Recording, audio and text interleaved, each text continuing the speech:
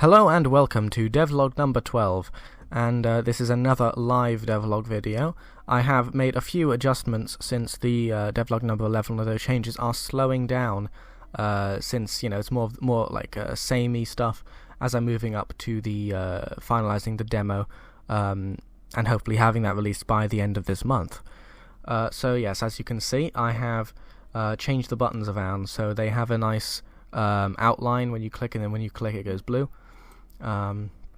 Little nice thing. I have added a little tag here so everybody knows exactly who made the game. I've removed the debugging buttons on the top left. I've also fixed the UI. The UI previously didn't look very nice, but I've added this nice little border here. This I've still got to work on. Sliders now work. You can hear this getting louder and quieter. Sound effects. Currently there is a sound effect for clicking buttons. That is quite good. I'm going to keep sound effects about here. If need be, I can turn them down.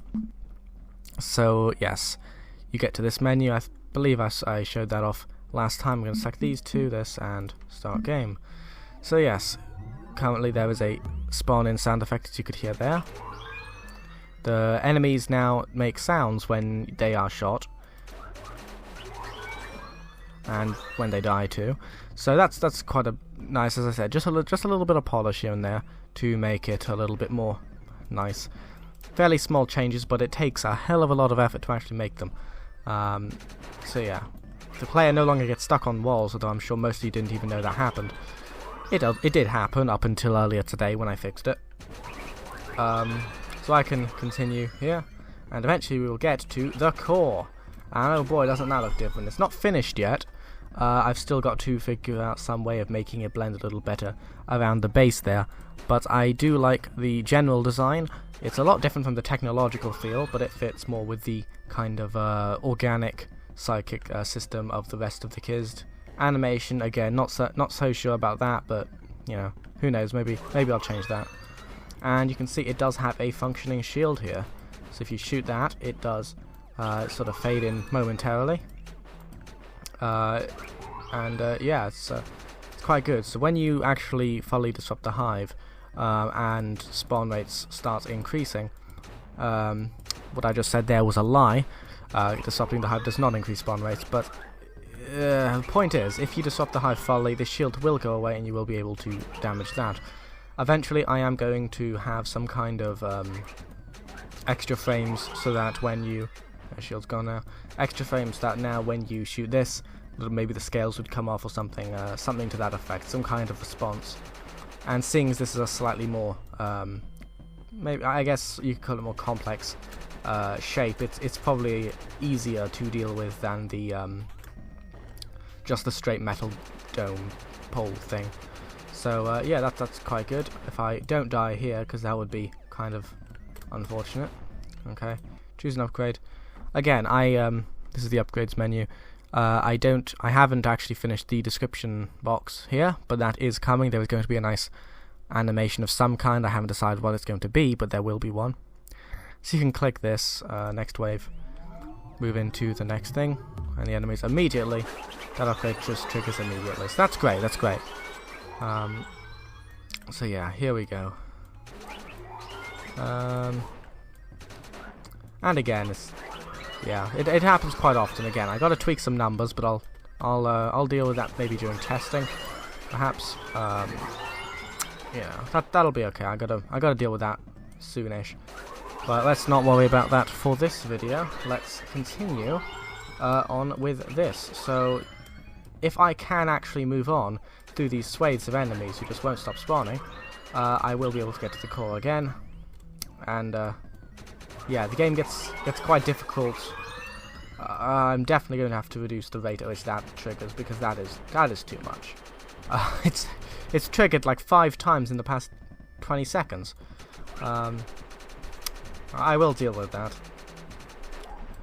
Yeah, again here. Fortunately, I also have to fix this map, because you can just sort of stand up here and nobody can hit you. So yeah, definitely some things to improve here. I'm just trying to get to the final screen, because after you actually destroy 3 waves, this is the second, you get to choose, okay, organized hive. you get to choose more upgrades. If you choose enough upgrades, rather, if I can speak properly, you will be redirected to a hive kill screen, which is quite useful, I suppose, to get a bunch of these guys down.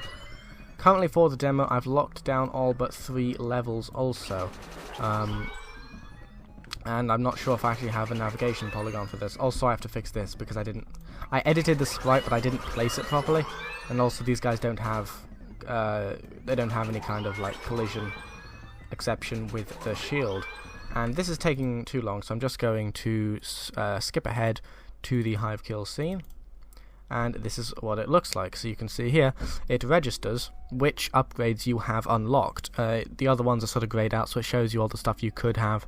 The first half of this isn't obtainable in the demo version. I think everything from here down is, so you're still getting quite a bit. I think most of the things down here are. It does record the time taken for you to get to this stage, it does record how many bullets you shot, the enemies defeated, and it provides a per enemy breakdown of how many you did get. These lifetime stats currently don't mean anything. They are going to eventually tally, for example in the argument, they're going to tally how many times you select rapid fire as an augment, and then if it's higher than all of the others, then it is going to list that as your favourite augment, and same with favourite upgrade. The system's been used in a few other games, it shouldn't be too foreign. It will record your total hives cleared. Again, currently this is a dummy number just for me to, see how it looks. It shows the augments, all this good stuff, so yeah. I will fix the panels here, again, very basic stuff, but again, placeholders. And you go back to the menu. And that's pretty much it this time. I've not, again, not too spectacular this time around, as I'm slowly, priming for the demo, getting just the last bits. The finish line is in sight. Well, the finish line for the demo, at least. The full game's going to have a fair bit of work done. Probably going to have to make an extra tile set or two, loads of new levels. Just make the game more expansive in general. I'll figure that out later. So, yeah. Thanks for watching, and stay tuned for more update videos on my project Kyzt.